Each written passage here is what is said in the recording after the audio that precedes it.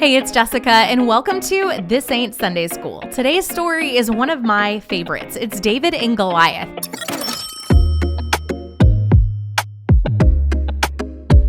You may have heard it before, or you may have heard it referenced in a song, or maybe even in a sermon now. Something like, what's your Goliath? What's that giant that you're standing up to every day? But I want to dive into the text and see what's actually going on here. Now, spoiler alert, I know why I didn't learn all the details when I was in Sunday school, because I don't think a little kid could handle some of this, but that's also why it makes it so important that now, as an adult, I go back and we can dive in and see what's really going on. It's an incredible story of faith, and it's definitely something that I have looked to be encouraging for me. So that's why I want to share it with you. So we're going to kick it off in 1 Samuel chapter 17. That's where you can find the entire story of David and Goliath, but it's not only where David is. So right before it, in chapter 16, we get to learn more about him, see some interactions with him and King Saul. King Saul is going to be in this story as well. And if you've read anything in the New Testament, the name Saul might sound familiar to you, but it's not the same guy. So in the New Testament, there was a guy named Saul. He persecuted Christians, but then he met Jesus, and then his name was changed to Paul, and then he wrote a lot of our New Testament. That's not the same guy. This is going to be King Saul, and you're going to be able to learn a lot more about him if you continue reading in 1 Samuel or back it up. So I love putting context on things. That's a little bit of a backstory to kind of help you know who these people are, but we're going to kick it off in chapter 17, verse 1. And before I get started, I like using the ESV translation, the English Standard Version. It's a word-for-word translation. I really like it. That's where we're going to be. If you want to grab your Bible and something to write with, take notes. That would be great. Otherwise, if you like to just listen along, that's awesome too. So 1 Samuel chapter 17, verse 1. Now the Philistines gathered their armies for battle, and they were gathered at Soka, which belongs to Judah, and encamped between Soka and Azekah in Ephes Dammim. All right, I never said I could pronounce these words, but we're here together. And if you're offended by the way I pronounce them, you're totally missing the point. So verse 2, and Saul and the men of Israel were gathered and encamped in the valley of Elah and drew up in the line of battle against the Philistines. And the Philistines stood on the mountain on one side, and Israel stood on the mountain on the other side, with a valley in between them. And there came out from the camp of the Philistines a champion named Goliath of Gath. Okay, here's our guy. When we talk David and Goliath, this is him. He was a Philistine. He was from Gath, and it says his height was 6 cubits in a span. So a cubit is about 18 inches. And if we do the math right, which I already did the math because I wasn't about to try to add it here, that's like 9 feet tall. So the tallest person I've ever seen is like 7 feet tall. And I don't even think the ceilings in here go 9 feet, which is wild. So this guy was just 9 feet tall. So he's 6 cubits in a span, 9 feet tall. He had a helmet of bronze on his head. Bronze is very heavy, and his entire helmet was made of bronze. And he was armed with a coat of mail. All right, I think back to like medieval times when you got to learn about how they would protect themselves. Mail was like really tight chain link, and they would wear it. It would help whenever some kind of weapon was, like a knife or something like that. Not a knife. Spear is more right. So like a spear would come out, and it helped. I mean, I'm sure it wasn't 100% protection, but also think about that. It was all metal. That was very heavy as well. So this guy is not just tall, but he's like a beast. He's a warrior. And the weight of the coat was 5,000 shekels of bronze. I can't understand the measurement for that, but it was very heavy, okay? Bronze is really heavy, and he was just wearing this like this was his normal battle gear, which is wild. He had bronze armor on his legs and a javelin of bronze slung between his shoulders. So he's got all this heavy stuff on, and his weapon is made of bronze. The shaft of his spear was like a weaver's beam. In verse 7, and his spear's head weighed 600 shekels of iron, and his shield bearer went before him. So he's got all this stuff on, and then his shield is so big that somebody else had to carry it out in front of him because he had all this other stuff going on, which is wild. He stood and shouted to the ranks of Israel, "Why have you come out to draw up for battle? Am I not a Philistine, and are you not servants of Saul? Choose a man for yourselves and let him come down to me. Verse 9, if he is able to fight with me and kill me, then we will be your servants. But if I prevail against him and kill him, then you shall be our servants and serve us. And the Philistines said, I defy the ranks of Israel this day.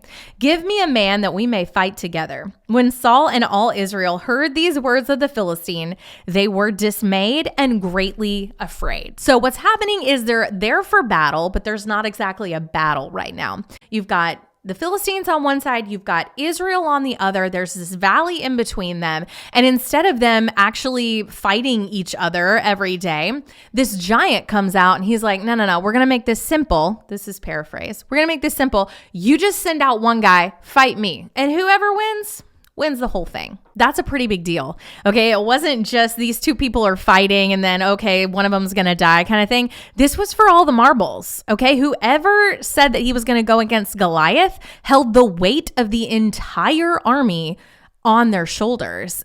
That is insane. So no, not only were they scared of Goliath, but they're also scared of the implications of volunteering to do this. I mean, that's a lot to take on. All right, now in verse 12, David shows up. Now, David was the son of an Ephrathite of Bethlehem in Judah named Jesse, who had 8 sons. In the days of Saul, the man was already old and advanced in years. The 3 oldest of the sons of Jesse had followed Saul to the battle, and the names of his 3 sons who went to the battle were Eliab, the firstborn, and next to him Abinadab, and the third Shammah. I don't know. It's something like that. Verse 14, David was the youngest. The 3 eldest followed Saul, but David went back and forth from Saul to feed his father's sheep in Bethlehem. For 40 days, the Philistine came forward and took his stand morning and evening. So David's not a part of the battle. I think it's because he's maybe too young and his oldest brothers are out. They are at war. And this was a different time. They couldn't just email, obviously, or even snail mail. So people will go back and forth to try to figure out what's going on, how is the battle going, checking on their loved ones. And we're about to see that happen here. Verse 17, and Jesse said to David, his son, take for your brothers an ephah of this parched grain and these 10 loaves and carry them quickly to the camp to your brothers. Also take these 10 cheeses to the commander of their 1,000. See if your brothers are well and bring some token from them. So he really wants to know that his sons are okay. He gives David all of these supplies. He says, these are who you take them to. And then I want you to find your brothers and bring me something that says they're okay. He's a dad. This is why I love when you actually read through the scripture, you get to see these like very human moments. This is a dad worried about his kids. So he's sending his younger son, hey, will you go check on your brothers? It kind of reminds me at my house all the time when I'll send my older kids sometimes to check on my younger kids if I'm doing something, but I'm like, they're a little too quiet. Can you go check on them? You just want to make sure that everything's okay. So I love seeing moments like that. This is a dad concerned for his kids. In verse 19, now Saul and they and all the men of Israel were in the valley of Elah fighting with the Philistines. Remember, they're fighting, but they're not actually fighting, right? It's just like on pause. And David rose early in the morning and left the sheep with a keeper and took the provisions and went as Jesse had commanded him. And he came to the encampment as the host was going out to the battle line, shouting the war cry. And Israel and the Philistines drew up for battle, army against army. And David left the things in charge of the keeper of the baggage and ran to the ranks and went and greeted his brothers. As he talked with them, behold, the champion, the Philistine of Gath, Goliath by name, came up out of the ranks of the Philistines and spoke the same words as before, and David heard him. So he's really excited to run up to the ranks and find his brothers, check on them, see that they're okay. I think that's always relieving to see in person. Okay, they're all right. Everything's okay. And then as he's checking on them, Goliath comes out and he gets to see the whole spectacle. Basically, Goliath is taunting Israel, saying, all right, give me somebody to fight. We're going to see that in verse 24. All the men of Israel, when they saw the man, fled from him and were much afraid. And the men of Israel said, have you seen this man who has come up? Surely he has come up to defy Israel. And the king will enrich the man who kills him with great riches and will give him his daughter and make his father's house free in Israel. And David said to the men who stood by him, what shall be done for the man who kills this Philistine and takes away the reproach from Israel? This next line is one of my favorites, if not my favorite. It's so wild, okay? I don't know if you're ready. But right here in the middle of verse 26, he says, "For who is this uncircumcised Philistine that he should defy the armies of the living God?"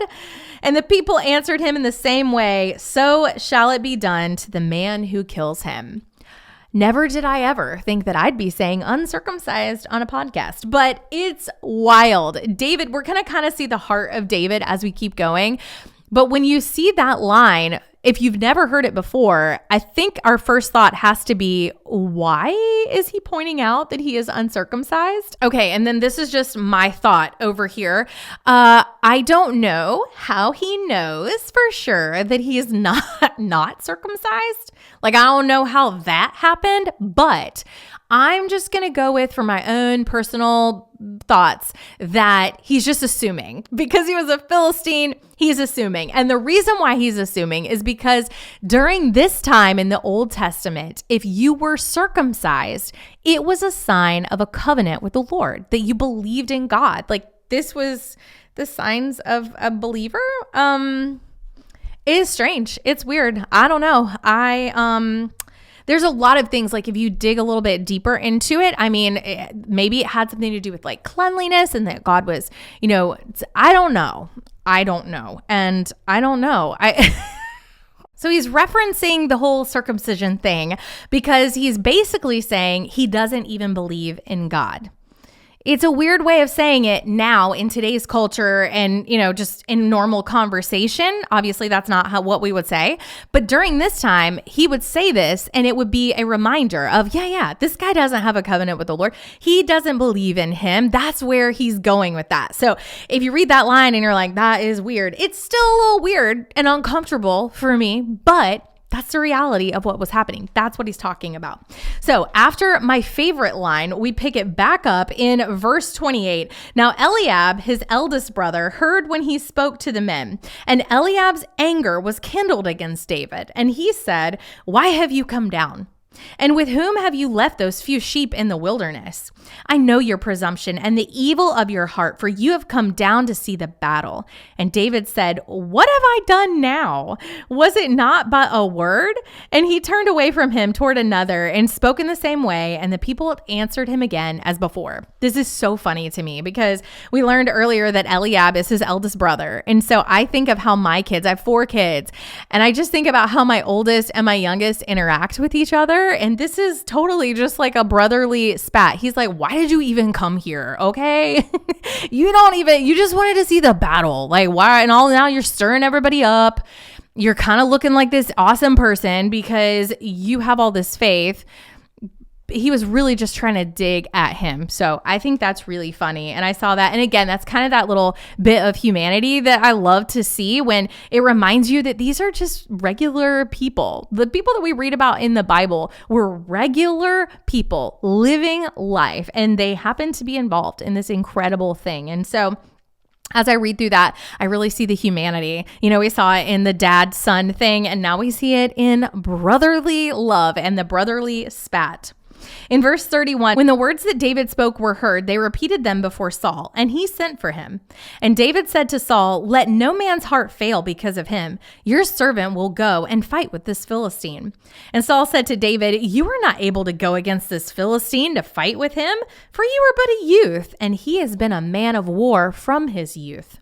But David said to Saul, "Your servant used to keep sheep for his father.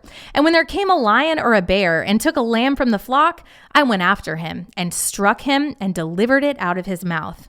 And if he rose against me, I caught him by his beard and struck him and killed him. Your servant has struck down both lions and bears, and this," here it is again, "and this uncircumcised Philistine shall be like one of them, for he has defied the armies of the living God."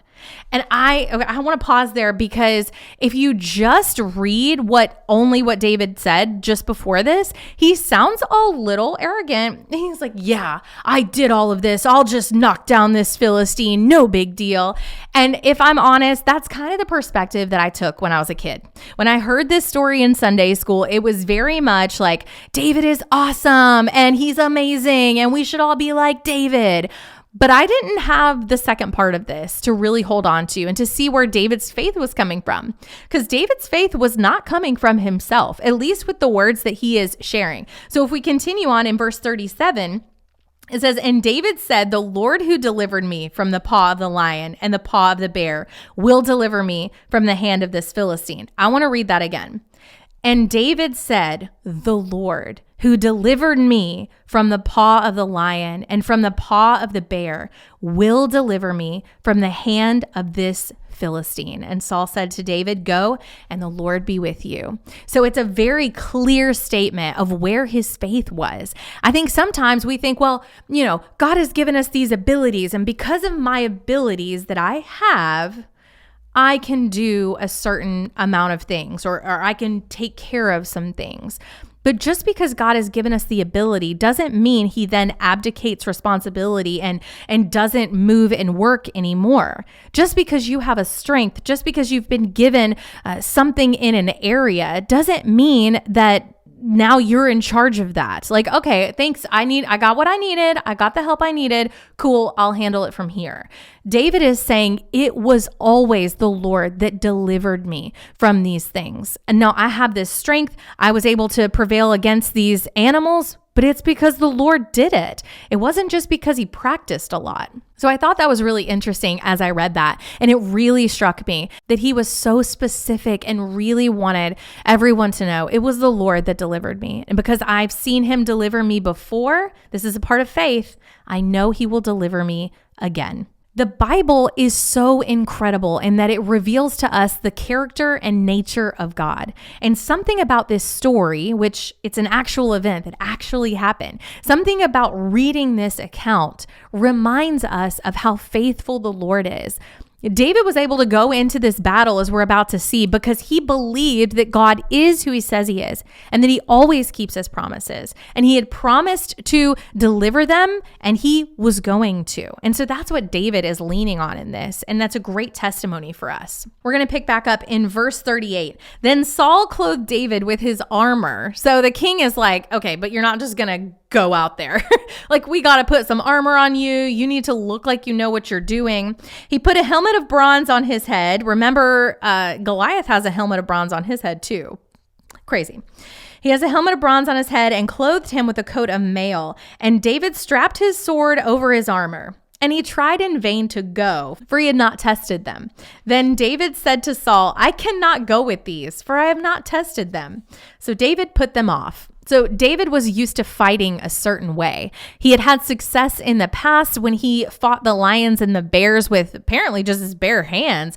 And so he was able to do that. And now Saul puts all this armor on him and he's like, I don't even know how to move in this. So I need to stop. Take it all off. I'm just going to go. So David put them off. In verse 40, "Then he took his staff in his hand and he chose 5 smooth stones from the brook and put them in his shepherd's pouch. His sling was in his hand, and he approached the Philistine." Now, it's about to get even crazier because this next section, all the way to the end of the chapter, is the part I heard a very watered down version of, but I get why, okay? I'm not knocking it. I understand that when we are young, there is only so much that we can comprehend and understand. And so I get it. But now that I'm older, it's time to take a deep dive. Okay, are you ready? Because it's about to get wild. Verse 41, "And the Philistine moved forward and came near to David with his shield bearer in front of him. And when the Philistine looked and saw David, he disdained him, for he was but a youth, ruddy and handsome in appearance. And the Philistine said to David, 'Am I a dog that you come at me with sticks?'" He's walking out there, not full of armor, not looking like he's ready for battle. And Goliath is going, all right, who is this kid? And the Philistine cursed David by his gods. The Philistine said to David, "Come to me, and I will give your flesh to the birds of the air and to the beasts of the field." That's pretty disgusting. Then David said to the Philistine, okay, let me actually pause. This might be my favorite line. I like the other one because it's just crazy, okay? Saying, this uncircumcised Philistine. But this line is one of those that honestly, I feel like I need to memorize and repeat to myself when I need some encouragement. Then David said to the Philistine, this is verse 45, "You come to me with a sword and with a spear and with a javelin, but I come to you in the name of the Lord of hosts and the God of the armies of Israel, whom you have defied. This day the Lord will deliver you into my hand, and I will strike you down and cut off your head." That's so gross. "And I will give the dead bodies of the host of the Philistines this day to the birds of the air and to the wild beasts of the earth, that all the earth may know that there is a God in Israel, and that all this assembly may know that the Lord saves not with sword and spear, for the battle is the Lord's, and he will give you into our hand." So I love that line. Yes, it's a little gory, but this is the reality of this battle that they were in. Somebody was going down, and it was going to be not a pretty sight. So David is just coming back with his same faith that he had before. And he is saying, it's the Lord that is going to deliver you. I know it right now. He is going to deliver you into our hands, and it's going to happen. He wasn't even thinking about the fact that he was probably going to be regarded as this great warrior and be his hero and all of these things. He was just doing this because he knew that he was going to win. That's why before, when he's talking about, oh, what do you get if you win this battle? Oh, the king's going to do all this stuff for you. Well, why wouldn't you go into this battle? The Lord is going to give you this guy. Of course. That's where his faith was. So it's wild to see that. Verse 48, when the Philistine arose and came and drew near to meet David, David ran quickly toward the battle line to meet the Philistine. He's not afraid. He is running towards this battle. And David put his hand in his bag and took out a stone and slung it and struck the Philistine on his forehead. The stone sank into his forehead and he fell on his face to the ground. So David prevailed over the Philistine with a sling and with a stone and struck the Philistine and killed him. There was no sword in the hand of David. Then David ran and stood over the Philistine and took his sword and drew it out of its sheath and killed him and cut off his head with it. So David kills the guy with his own sword. That's pretty disgusting. Also, David must have been pretty strong because he was able to take this giant sword that we've already talked about and he killed him with it. When the Philistines saw that their champion was dead, they fled. And the men of Israel and Judah rose with a shout and pursued the Philistines as far as Gath and the gates of Ekron, so that the wounded Philistines fell on the way from Sheram as far as Gath and Ekron. And the people of Israel came back from chasing the Philistines, and they plundered their camp. And David took the head of the Philistine and brought it to Jerusalem, but he put his armor in his tent. As soon as Saul saw David go out against the Philistine, he said to Abner, the commander of the army, "Abner, whose son is this youth?" And Abner said, "As your soul lives, O king, I do not know." And the king said, "Inquire whose son the boy is." And as soon as David returned from striking down of the Philistine, Abner took him and brought him before Saul with the head of the Philistine in his hand. Ugh, that is so gross. And Saul said to him, "Whose son are you, young man?" And David answered, "I am the son of your servant Jesse, the Bethlehemite." So we just read an entire chapter in the Bible and learned all about David and Goliath. David would go on to become king. He was an incredible king. He was labeled as a man after God's own heart, but he definitely has a very sordid life. He was not perfect by any means. If you've heard of the story of David and Bathsheba, yeah, that was not a good look for him. So he definitely made some mistakes, but there are so many points in his life that we can look to and be encouraged. He wrote many of the Psalms. There are a lot of things that we can gain from that. If you've ever wanted to know the whole story of David and Goliath, I hope that you got that today. I also hope that you're encouraged to read your Bible for yourself. We didn't have to do anything special to be able to read through and find out what was happening here. We just opened up the Word together. There are so many things in the Bible that I learned when I was in Sunday school, and now I want to go deeper. I want to know all the things, and the best way we can do that is by reading the Word. So I hope that you're encouraged, and I hope that you'll stick around, and I'll see you next time.